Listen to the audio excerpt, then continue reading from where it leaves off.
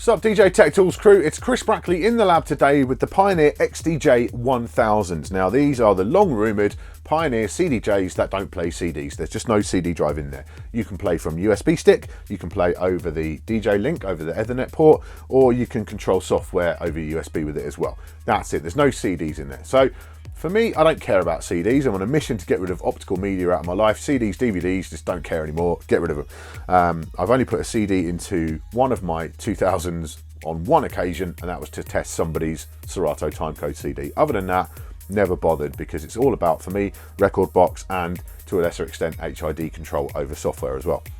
So these are, and this is what's important to remember in this review, these are Pioneer's entry-level full-size player.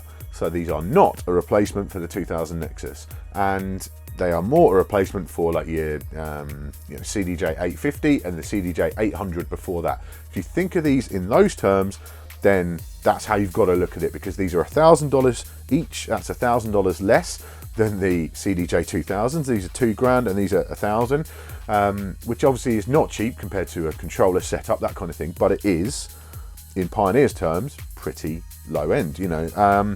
And in terms of build quality and so on, you can kind of tell. I mean, there is a difference, definitely. Unlike the absolute sort of solidity of the 2000s Nexuses in particular, which just feel really rock solid and feel like they'll take a lot of abuse, this is a bedroom player. It's lighter, it's a little bit smaller. The Jogwheel's the same size, but it is a little bit smaller, a little bit lighter. It just feels like there's a bit less oomph to it. It's a weird thing to sort of explain, but if you've ever used an 850 or an 800 before that, you'll kind of know what I'm getting at. The Jogwheel is not quite as solid as the one on the 2000 as well. It's got no jog adjustment in terms of the tension and so on. This has just got one sort of tension there, and it's a little bit looser than my own personal taste. I have mine quite heavy on the 2000 Nexus, but it's not, you know, unusable. It just takes a bit of getting used to. Most of the physical buttons from here have been kind of removed and put into the touch screen. So you've stuff like your master tempo, your tempo adjust, CDJ mode and so on. That's all still here. The pitch slider is the same length, same resolution as on the higher end players as well, which is good. You've got your traditional loops and so on. But it's interesting because although these physical buttons aren't there, so for example your hotkey buttons aren't there, this is the first budget, low-end Pioneer player that's had hotkeys on it at all.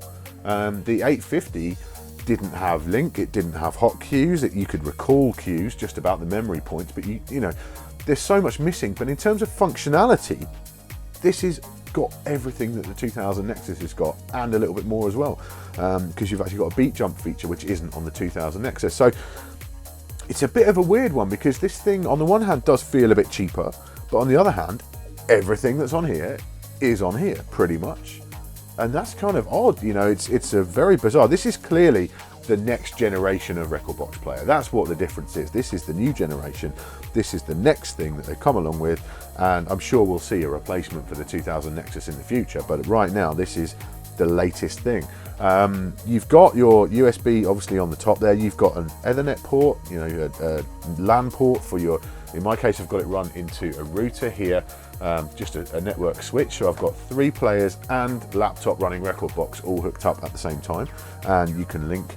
So let's go into, just hit the record box on there, and now I'm literally loading stuff from my record box library on my computer, and I've got all of my music in there, and just play from that without any problem at all. And I can do the same on the 2000, and I can do the same on this other 1000. It's all linked together. If you have this hooked up to a DJM-900 Nexus, it will send the beat grid information through to the player via the Ethernet as well, so your effects will always be completely quantized. It fits into the ecosystem of Rekordbox very, very nicely indeed. And I've used this at gigs alongside the 2000 Nexuses. I've used it alongside the original 2000s as a third deck in each case. And it's a great little addition to that system. You don't have the high quality digital analog conversion that you do on the 2000 Nexus, which is allegedly much, much higher quality. But you know, on the systems I've been playing on, I haven't really noticed a difference between the two. You don't have the digital output. Again, but again, if you're on a really, really high-end system, why are you buying the low-end players? That's the question you've got to sort of ask.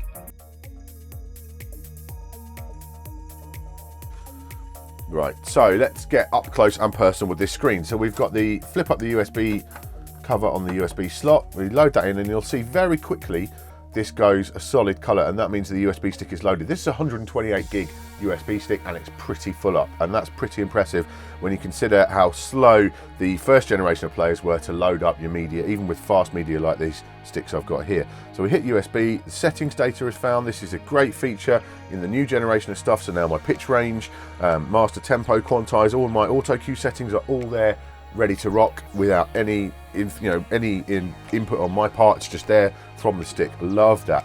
All the scrolling and stuff is done via this large knob on this side. Now that it might be a bit weird to you if you're new to Rekordbox, if you're new to CDJs, you might expect perhaps that you would be able to, for example, scroll up and down using your finger like that, and you can't do that. Most things on this screen are touchable, but not the actual playlists and so on. So we use the back button and the actual scroll wheel there to do that. You can tag all your tracks for playing later on, so they're now in your tag list. And obviously this applies to linked players as well, or stuff that's playing over your Rekordbox linked to your computer.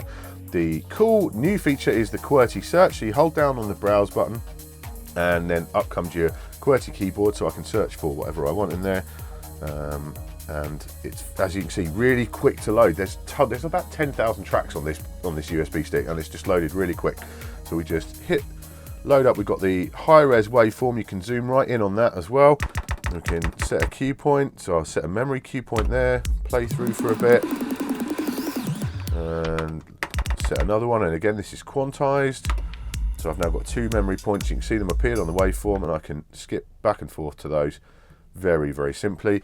You can hold down on the platter and skip through the whole track on the waveform itself, which is another nice touch. And then obviously we've got the perform mode as well, so we hit this perform button up here. That gets us into, we've got the beat jumps there, so we can jump back and forth, and we can also set our hot cues there. If you've got it preset in Rekordbox to load your hot cues, they will load automatically. So hit one there and one there. Turn quantize off so we can actually see what's going on, and then let's just hammer on those a minute. You can see how quickly they respond.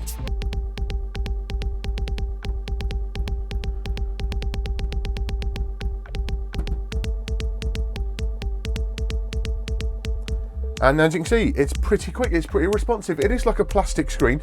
It doesn't have, you know, the sort of feel of an iPhone or a tablet, something like that. It feels plasticky, but it is quick to respond.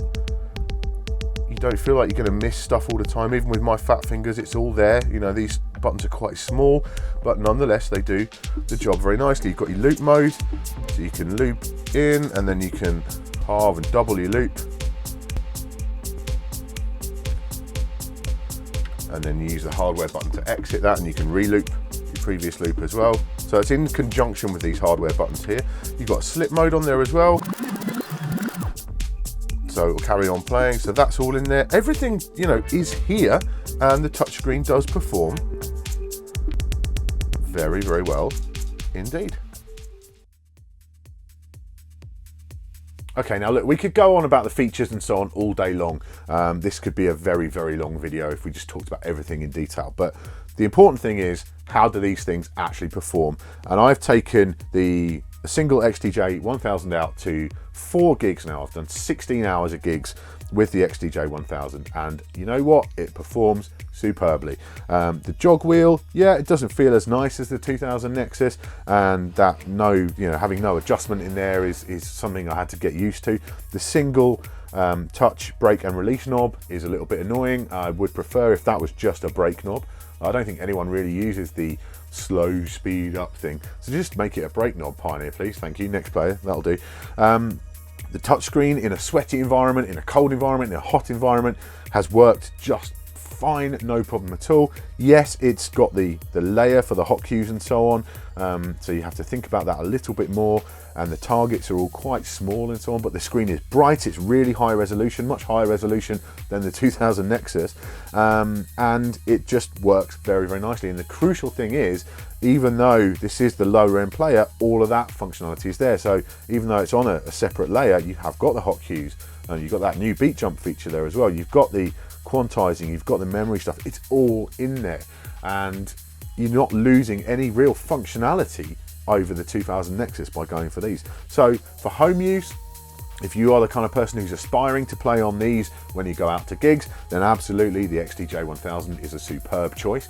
The lack of CD, as I say, is not an issue for me. I don't care in the slightest. I do have a slightly more global concern about that though, in that a lot of the venues I play don't have big budgets for their equipment. They're not going to go out and buy a pair of these. Absolutely not. I might be able to persuade these venue owners and so on to buy a pair of these at this kind of price, $1,000 each, if they had a CD drive, because I've got a feeling a lot of those venue owners will say, well, that's all well and good, Chris, that you want to use the USB stick, and that's brilliant. But you know, Dave on a Tuesday, he plays on CDs. So this is no use to him. And our other guys play on, you know, Serato or Tractor with their timecode CDs. So this is no use to them. And yes, you can put your timecode, your control signal onto a USB stick and it will work fine. But a lot of people aren't technically inclined and they're not going to do that. You've got HID mode, which is not ready yet for Serato DJ. The firmware is not ready for it in the players, and the software isn't ready for it either. When that comes along, that will expand out a little bit more, and you'll be able to use your USB on the back to link to your computer and control Serato via HID. That should be very cool. Can't comment because I haven't used it yet. It's not going to support Tractor, as far as I know. Looks unlikely that any player in the future will support Tractor, which is a real shame because that would open up this player to more people as well. But fundamentally, yeah, I wish for their first player without a CD drive, I wish that had been the top end one, because I don't think that will matter so much. I think at the lower end, at this kind of price range, to keep that CD drive around for maybe just one more generation would help the take up of these and help get these into those lower end venues. It would help. So yeah, I don't care, but I think it might be a mistake to not have a CD drive in these from that perspective. But yeah, in terms of functionality, in terms of performance for the money, they're just wonderful. They really, really are. And you know, I can't give any high recommendation other than to say this one is mine. I bought this. They sent me 2 loan units to review, and I played with them for a bit, and then I bought one because this is what I've been looking for. It's a third deck. I can't afford another CDJ-1000 Nexus as a third deck. I can't even afford the 2 I've got now, but I could just about justify buying one of these as a third deck. That search function is killer for me, and it means I've got a cheaper player that I can take out and use as a third deck at different venues who've got decent players. I can take this as my third deck and not worry about it quite so much as my horrendously expensive 2000 Nexuses. So yeah, can't recommend any product more than to say, yeah, I bought one. Really, really do like it. I think they're excellent value compared to what else is out there on the market. Yes, they're a bit more expensive, but in Pioneer terms, they're excellent value. Love them. Just really, really honestly love them. For more detail and so on, you know, check out the written review at djtechtools.com, and thank you for watching.